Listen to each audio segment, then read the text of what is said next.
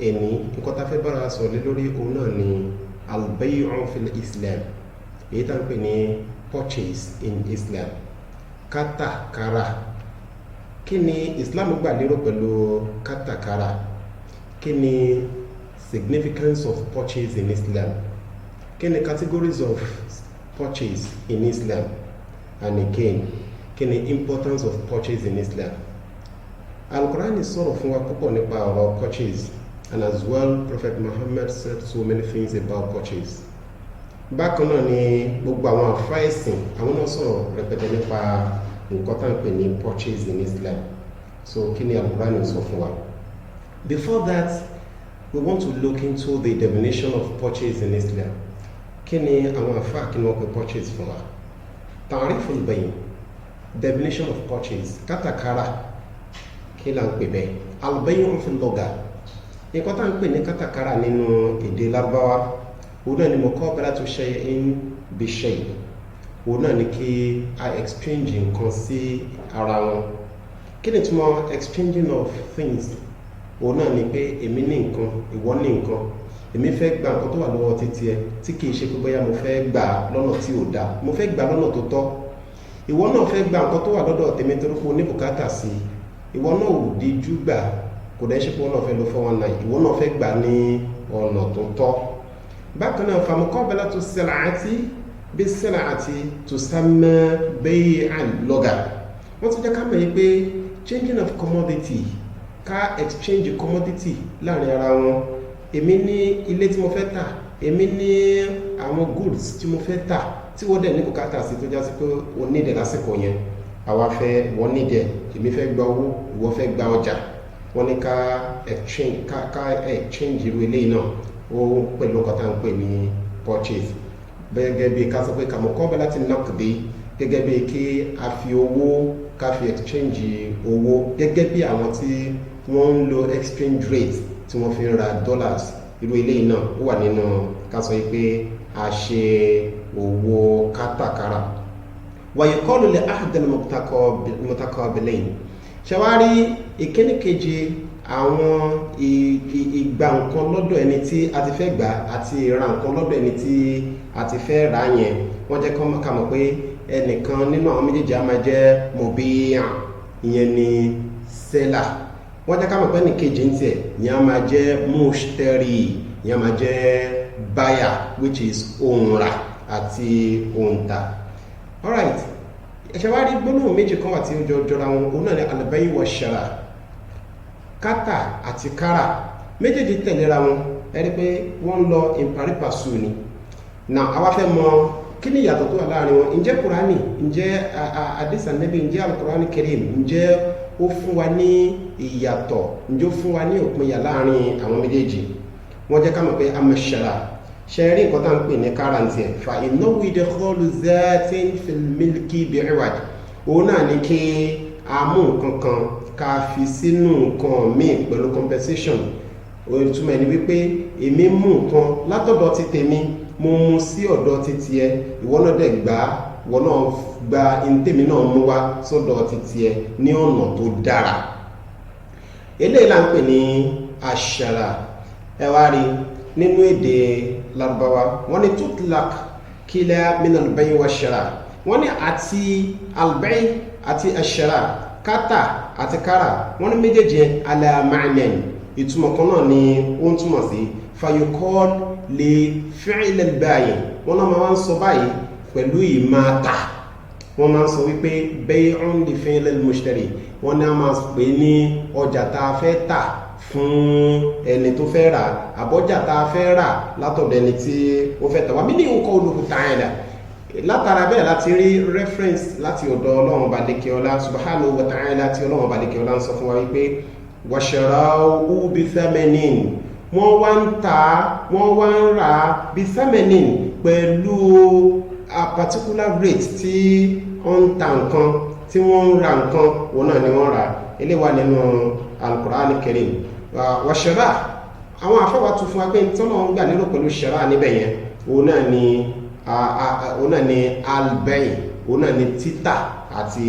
rírà. Tá bá wo Suratu Yusuf verse 20, a máa bá eléyìí ń bẹ̀. bákan náà ọlọ́run tún sọ wípé ṣàráwó fil àyà wọ́n ní ọjọ́ ká mọ̀ wípé ìta nǹkan àti ìra nǹkan nínú àyà yẹn bìmánà báàrúhù wọ́n túmọ̀ sí pé wọ́n ta wọ́n rà á wa kazalika al-ishtira wal-ibtiya' fa innahuma yutlaqani ala fi'l al-bayi' wal-mushtari lugha wọ́n ní ẹ̀wá rí ká sọ pé wọ́n tà ní àti wọ́n rà ní, that is buying and selling. Wọ́n jẹ́ ká mọ̀ pé méjèèjì yìí wọ́n fi sọ orí iṣẹ́ tí ẹni tó fẹ́ ta nǹkan tó fẹ́ ṣe àti iṣẹ́ tí ẹni tó fẹ́ ra nǹkan tí wọ́n fẹ́ ṣe nínú èdè. Báwọn lábá ṣe mọ ìtànpé ní al-bay' tànpé ní purchase bí wọ́n ṣe mọ̀ sí lọ́dọ̀ títún wọn lélẹ̀. Now ẹ jẹ́ ká tún wọnú mashru'iyyatul bay'. Kí là ń pè ní al-bay' nínú sharia Islam? We want to look into the legality of al-bay', which is purchase. Inna mashru'iyyat al-bay' thabitatun bil kitabi was sunnati wal ijma'. Shari legality ìtà àti rírà ó fẹsẹ̀ rinlẹ̀ nínú tírà Ọlọ́run tá mọ̀ sí al-Qur'an. Bákan náà ó fẹsẹ̀ rinlẹ̀ lọ́dọ̀ Ànábì wa Muhammad sallallahu alaihi wasallam. Bákan náà gbogbo àwọn erudite scholars gbogbo wọn náà ni wọ́n gbà yí pé kátàkárà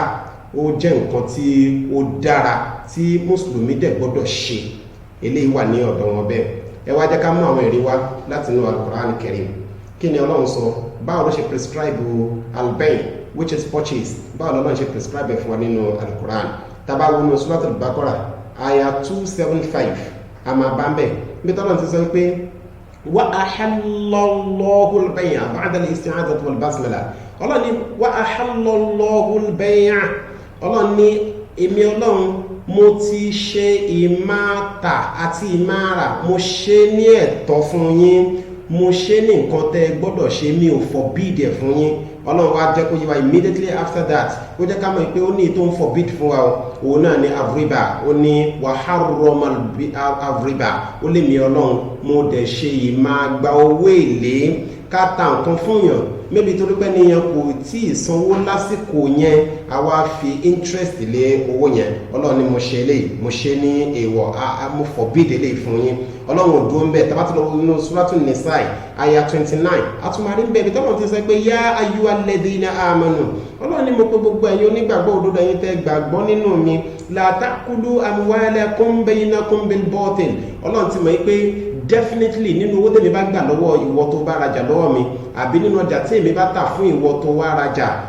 ó mọ̀ pé dandan ni ká fi ra ń ta bá nídìí tó bá ń wá tá a bá fẹ́ fi lo ìgbésí ayé kó lè bá rọ̀ wá lọ́rùn láti gbé. Ọlọ́run ti mọ̀ yí pé a máa ní bùkátà sáwọn ilé. Ọlọ́run wá jẹ́ kó yé wa yí pé ká make sure wípé a jẹ owó ara wa láàrin ara wa pẹ̀lú ìbàjẹ́, àfífọ́ wọn na ìgbà owó lọ́wọ́ ara wa. Ká make sure ipá àpara wa lẹ́kún nítorí ń ta fẹ́ gbà. A fẹ́ gba ọjà lọ́wọ́ ẹnìkan ká pa lẹ́kún, a bá ti gba ọjà already ká wá fún ẹni ẹ lówó ká wá fowó ẹ̀ ká fi pa lẹ́kún. Ọlọ́run wọn wà níbẹ̀ ó ní la ta'kulu amwalakum bainakum bil batil. Ẹ make sure wípé ẹ consume owó ara yín, dúkìá ara yín láàrin ara yín pẹ̀lú ìbàjẹ́ àti àìdá. Ọlọ́run wá ní illa an takuna tijaratan an taradin minkum. Ọlọ́run ní ẹ lọ́ máa dájú pé ìtẹ́mi Ọlọ́run fẹ́ òun náà ní kọjá sí wípé láti ọ̀dọ̀ báyà sọ́dọ̀ sẹ́là yẹn kó máa já sí pé nǹkan yẹn ó bọ́ sí ipò ìdùnnú, nǹkan yẹn bọ́ sí ipò àlàáfíà, nǹkan yẹn bọ́ sínú nǹkan tí òun náà fẹ́ tó wù ú pé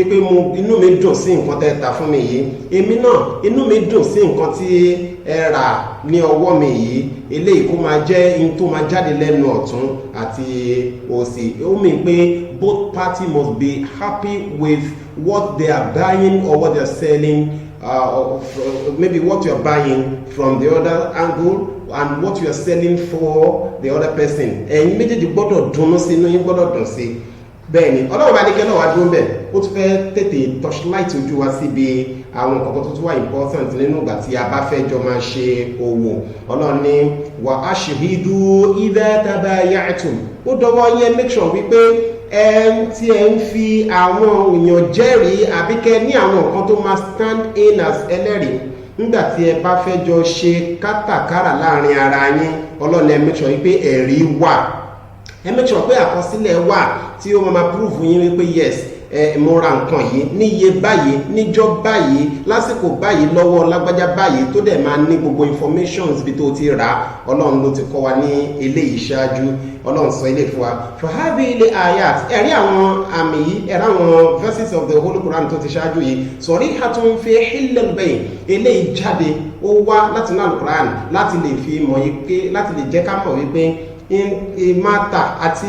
kátàkárà ọlọ́run jẹ́ ká mọ̀ yìí pé ihun tó tọ́ ni ihun tó yẹ kí mùsùlùmí ṣe ni bẹ́ẹ̀ ni wá jẹ́ ká wọnú súnà Ànábì wa Muhammad kí náà Ànábì sọ fún wa ǹjẹ́ Ànábì náà fọwọ́ sí ká máa ṣe òwò kátàkárà ǹjẹ́ Ànábì náà fọwọ́ sí alákọ̀ọ́kọ́ ni pé an-nabiyya sallallahu alayhi wa sallam dáadáa Ànábì wa Muhammad ìkẹ́ àti ọlá ọlọ́run kó máa bá Ànábì qad bashara al-bay'a Ànábì fúnra rẹ̀ náà ó ṣe òwò Ànábì fúnra rẹ̀ náà ó ṣe kátàkárà bákan náà wa shahada an-nasa yata'atuna al-bay'a wash-shira' fa aqarrahum wa lam yanhahum 'anhu bẹ́ẹ̀ ni Ànábì dẹ̀ tún rí àwọn èèyàn ó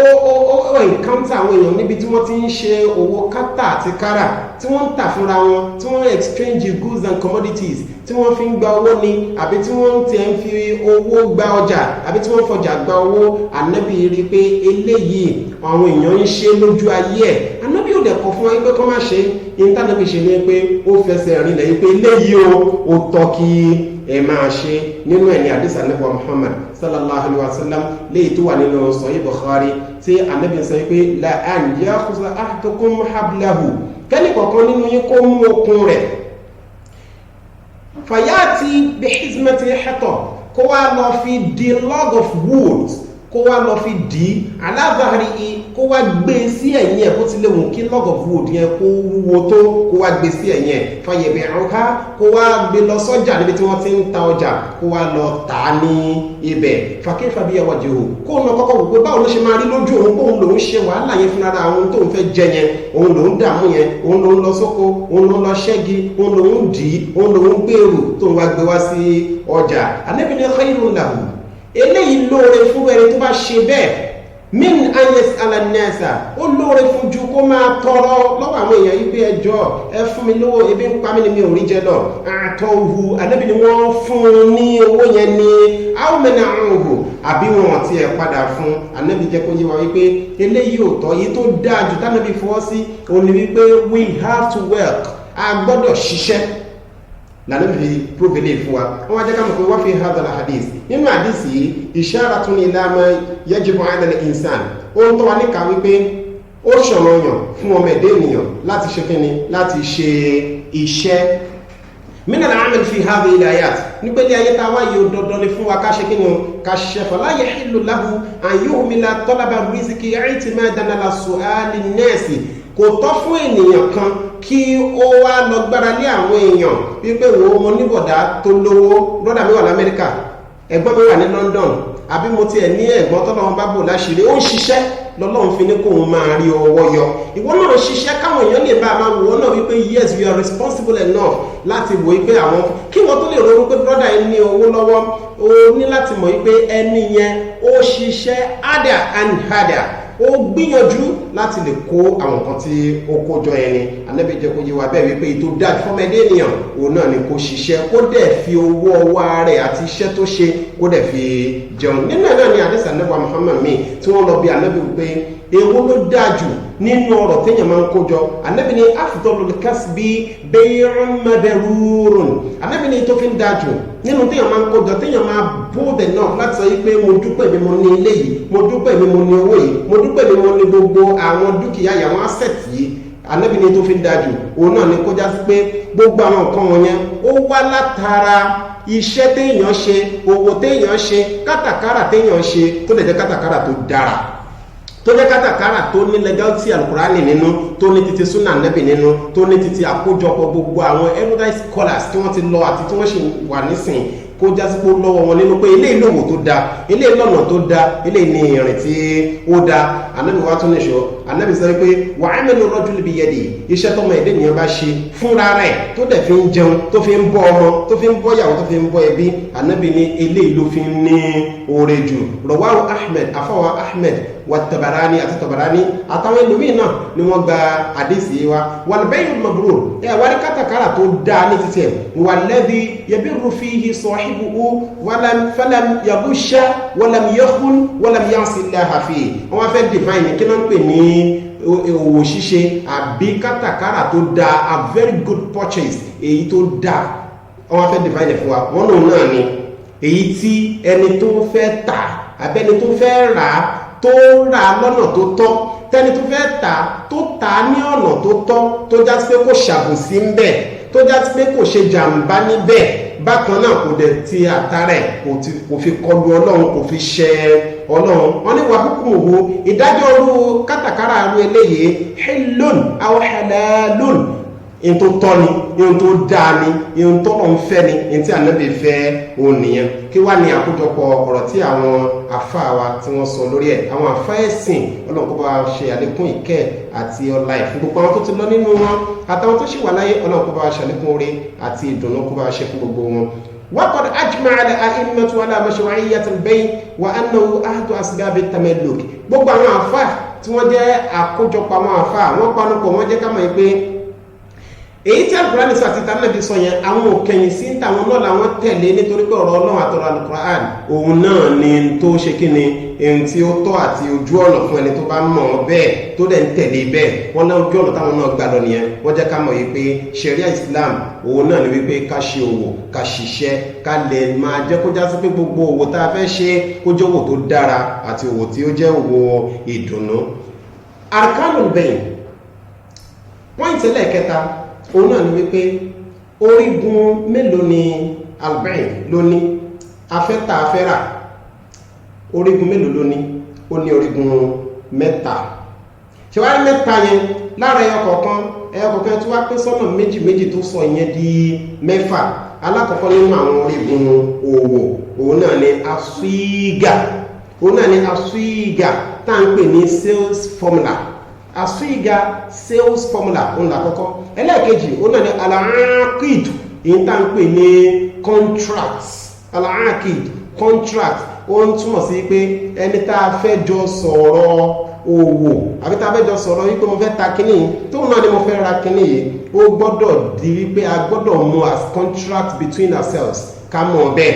ẹlẹ́ẹ̀kẹta òun náà ni al-ma'qudu alayhi, òun ni ihun tá a fẹ́ tà fúnra wa àbí tá a fẹ́ rà lọ́wọ́ ara wa tá à ń pè ní commodity. wa kullu minha ṣe wá rí kọ̀ọ̀kan ní gbogbo àwọn nǹkan tí a kà á lẹ̀ yìí, àwọn náà tún ní àwọn categories méjì. alákọ̀ọ́kọ́ nínú aswiga tí à ń pè ní sales formula wọ́n jẹ́ ká mọ̀ yìí pé ìkíní kejì A and B titi yẹn òun náà ni ijaban aw qabulan, a gbọ́dọ̀ rí good response láti ọ̀dọ̀ ẹni tó fẹ́ ta ọjà. ìwọ ló fẹ́ rajà tí wà lọ bá yí pé mo fẹ́ ra kíní yìí, ó gbọ́dọ̀ yọnu sí wípé mo fẹ́ tà, kò gbọ́dọ̀ já sí pé ṣe la mú ní pápá mọ́ra ta sọ wípé dandan gbọ́dọ̀ ta ni o, tó o bá ta á ṣe báyìí fún ẹ. no in ta gbọ́dọ̀ ṣe ni wípé ká mọ̀ wípé in tó fẹ́ tà yẹn láti inú ẹ̀ ló ti wà, kí sales formula wà fún wa. ó gbọ́dọ̀ wá ní good response látọ̀dọ̀ ẹni tó fẹ́ ta nǹkan. bákan náà al-qabul, ẹni tó fẹ́ ra nǹkan náà ó gbọ́dọ̀ jẹ́ ẹni tó accept ohun tí wọ́n fẹ́ ta yẹn. ẹlẹ́ẹ̀kejì náà ni al-aqid. wọ́n ní al-aqid ẹni tó máa ta kókó contract tí a jọ fẹ́ tà láàrin ara wa àbí tá a jọ fẹ́ rà lọ́wọ́ ara wa. ó gbọ́dọ̀ jẹ́ it has to be between the seller and also the buyer. ó gbọ́dọ̀ wà láàrin ẹni tó fẹ́ ta nǹkan àtẹni tó fẹ́ ra nǹkan. àwọn méjèèjì náà gbọ́dọ̀ jọ dúró. èmi ni mo ní nǹkan, èmi ni mo fẹ́ ra nǹkan, ìwọ ló gbọ́dọ̀ make sure wípé o show ara ẹ ní appearance, kó wà mẹ́yìn person, kó fojú ẹ lọ tó in tó fẹ́ ra ẹ. ní Yorùbá máa ń sọ pé ojú àwọn wọn ni àwọn fi ń gba ọbẹ̀. ẹlẹ́ẹ̀kẹta òun náà ni al-ma'qudu alayhi. al-ma'qudu alayhi òun náà ló gbọ́dọ̀ jẹ́ in ta torí ẹ̀ ta fi dúró, tí báyà fi wà lórí ìdúró, tí sẹ́là náà fi wà ní orí ìdúró. àwa gbọ́dọ̀ ní thaman náà ni kí ni rate ń ta fẹ́ ta kíní yìí. eléyìí gbọ́dọ̀ lọ bẹ́ẹ̀ ṣe wá rí kínní ìkejì àti ìkẹta yẹn wọ́n ṣàlàyé fún wa wípé a gbọ́dọ̀ make sure wípé àwọn nǹkan wọ̀nyí ó tó ara wọn ẹ wá jẹ́ kí a lọ síbi àwọn òwò èyí tí ó dá àti èyí tó kù díẹ̀ káàtó torí pé lè túmọ̀ sí pé òwò méjì ló wà kátàkárà méjì ló wà èyí tó dá àti tí kò dá iye ìran tí òwò wá ní eléyìí wọ́n ní taqsimul bay'i bi'tibari al-mabi' ṣe rí pínpín kátàkárà pẹ̀lú ìwòye sí ń ta fẹ́ tà ó pín sí ọ̀nà mélòó ó pín sí ọ̀nà mẹ́rin kí gbàláyé wà fún wa ká máa yanjú ẹ̀ lẹ́yọ kọ̀ọ̀kan yanqasimul bay'u bi'tibari mawdu' al-mubadala fihi ila arba'ati aqsam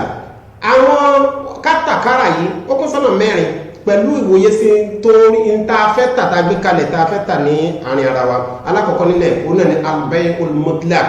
al-bay'ul mutlaq kí náà ń pè ní bay'ul mutlaq huwa mubadalatul 'ayni bin-naqdi òun náà ni èyí tá a jọ mọ̀ sí kátàkárà tó wà direct báwo ló ṣe wà direct òun ni pé èmi dé mo gbé ọjà sílẹ̀ ìwọ dé ọjà tẹ́mi gbé sílẹ̀ yẹn ìwọ nídìí ẹ̀ o fẹ́ rà ìwọ wá wá so èyí tẹ́mi gbé sílẹ̀ yẹn ọjà ni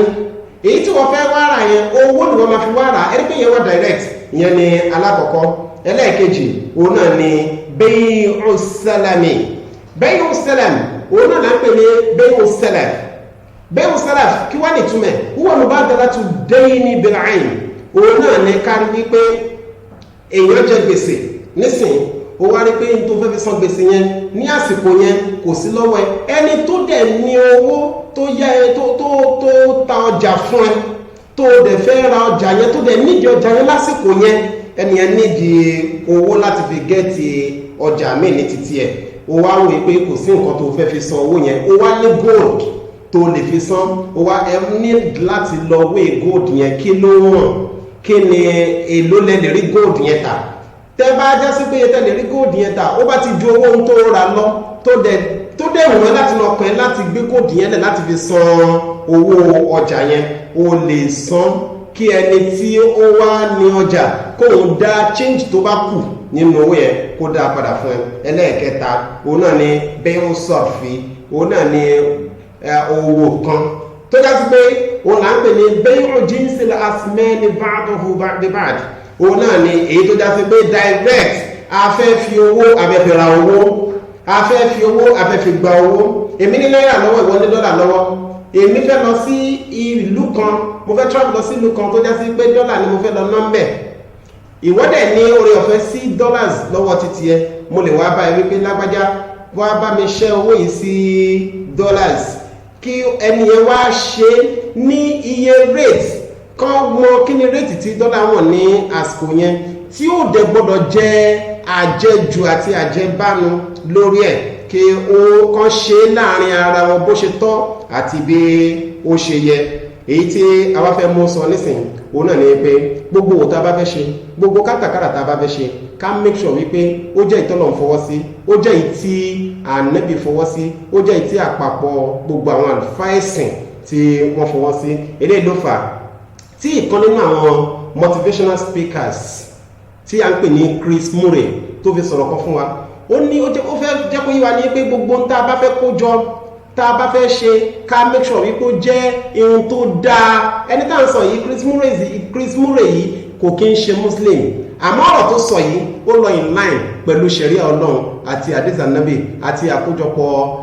ẹnu àwọn àlùfáà tí wọ́n sọ pé nǹkan tó dáa Chris Murray sọ báyìí only focusing on earning the right will eventually have an incredible effect on the success of every single sales call that you will make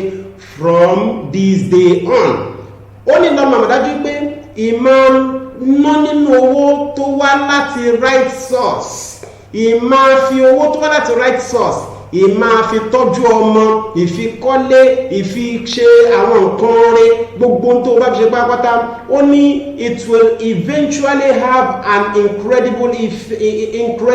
effect on the success of every single sales call that you will make from this day on. Ó jẹ́ ká mọ̀ pé gbogbo tó bá ti ń dáwọ́ yẹn lé tó bá kó owó yẹn lé lórí ó máa ní àṣeyọrí tó dára, ó dẹ̀ máa ní ìgbẹ̀yìn tó dáa, ó dẹ̀ máa ní èrè tó dáa, nítorí pé ibi tó ti kó yẹn jọ náà kìí ṣe àyè ìdọ̀tí, kìí ṣe ibi tí òun ṣe ibi tí ò dáa, ibi tọ́lọ̀ fẹ́ ni tí alẹ́ mọ́mọ́ fẹ́ ni. èyí tó wá jẹ́ lẹ́ẹ̀kejì òun náà ni albayn albatil, èyí tá ń pè ní bad purchase, èyí tá ń pè ní negative purchase. Kátàkárà tí ó kù díẹ̀ káàtó, tí Ọlọ́run ò fẹ́, tí Ànábì ò fẹ́, tí gbogbo àwọn àfáà náà panupọ̀ tí wọ́n jẹ́ ká mọ̀ wípé eléyìí ò dá, ká make sure wípé a involve ní inú ẹ̀. Wọ́n jẹ́ ká mọ̀ wípé àwọn eléyìí wọ́n ní mẹ́fà ni, kò ju mẹ́fà náà lọ. Alákọ̀ọ́kọ́ òun náà ni bay'ul ma'dum. Bay'ul ma'dum òun là ń pè ní non-existent purchase. Bay'ul ma'dum òun náà ni tó já sí pé ó rí you were being called on phone. Ibi lágbájá ní ọjà báyìí alájì àbí alájà àbí chief, a ní ọjà báyìí tá a fẹ́ kí ẹ rà, wọ́n ti wá ya fọ́tò, wọ́n ti ṣe gbogbo àwọn send ẹ̀ sí ẹ, o ti ẹ̀ verify, you didn't even bother to make any verification tó ní ṣe pẹ̀lú nǹkan tó fẹ́ rà yẹn. O kàn sáré wò pé ohun tó ta fẹ́ náà ní kọ́mpìnì wa náà máa lè ta báyìí, irú eléyìí sì máa dùn ní tí ò sí, ihun tí o fojú rí, kó kàn dédé kó owó lẹ̀, ó gbọ́dọ̀ kówó yẹn lẹ̀. One, ẹlẹ́ẹ̀kejì àwọn tí wọ́n fẹ́ ṣe irú ẹ̀ náà gẹ́gẹ́ bí ẹ̀sìn náà gbọ́dọ̀ ṣe irú ẹ̀ níta bá fẹ́ tà báyìí, ojú báyà ńlá ti rí, ojú sẹ́là náà gbọ́dọ̀ ṣe kíni, òun náà gbọ́dọ̀ rí. Ẹlẹ́ẹ̀kejì nínú èyí tí kò dá nínú kátàkárà òun náà ni èyí tá ń pè ní bay'un ma'juzi taslim. Bay'un ma'juzi taslim òun náà ni kátàkárà, in tí mo fẹ́ rà lọ́wọ́ ìwọ tí ó jẹ́ sẹ́là tí ó ń ta nǹkan, ó wá jẹ́ nǹkan tó já sí pé kò dùn, kò wà movable, in tí ò ṣe tí ẹ pé àti deliver kò rọrùn, àti deliver kò ṣeé ṣe. Delivery ó lè jẹ́ nǹkan tí a lè gbé kúrò níbì kan, irú ilé ìsìn, ilé ò wà movable, kò ń ṣe nǹkan tí delivery ti tiẹ̀ tí ó lè jẹ́ nǹkan tí a máa sọ wípé ẹnà bá ń gbé ilé yẹn wá, wọn lè gbé ilé kúrò. Ṣùgbọ́n delivery ti rú àwọn nǹkan báyìí, òun náà ni kó lọ síbẹ̀ kó lọ fojú ẹ̀ tó. Ẹlẹ́ẹ̀kejì nìyẹn. Ẹlẹ́ẹ̀kẹta òun náà ni bay'ul gharar, owó ẹ̀tàn, kátàkárà ẹ̀tàn